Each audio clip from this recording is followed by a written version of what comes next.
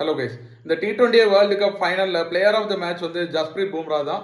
India வந்து 255 run அடிச்சிருக்காங்க. Flat batting wicket. இதில் 4 ஓவர் போட்டு வெறும் 15 ரன் கொடுத்து 4 விக்கெட் எடுத்திருக்காரு. Such a champion bowler.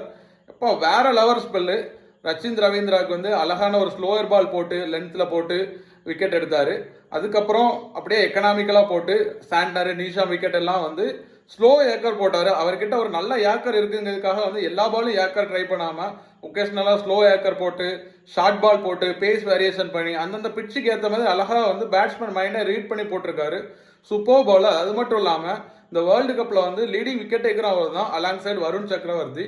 இங்கே வந்து பார்த்தீங்கன்னா 200 250 அடிக்கிற இடத்துல வந்து எக்கனாமி வந்து அவருக்கு வந்து அரௌண்ட் 6. என்ன ஒரு சாம்பியன் ஸ்டாஃப் ஒரு பவுலருக்கு. ஆல் டைம் கிரேட் அப்படின்னே சொல்லலாம். T20 பொறுத்தவரை ஆர்கியூலி ஒன் ஆஃப் த கிரேட்டஸ்ட் பவுலர்னே சொல்லலாம். இந்தியாவுக்கு ஒரு கிடைச்ச மிகப்பெரிய பொக்கிஷம். இனியாவது யாரும் வந்து நிறைய பேர்லாம் வந்து ட்ரோல் பண்ணுவாங்க பும்ராவை.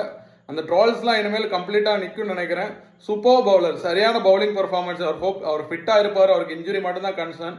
ஓடிஐ வேர்ல்டு கப்போ ஃபிட்டாக இருந்து நல்லா பெர்ஃபார்ம் பண்ணுவாருன்னு நம்ம எதிர்பார்ப்போம்.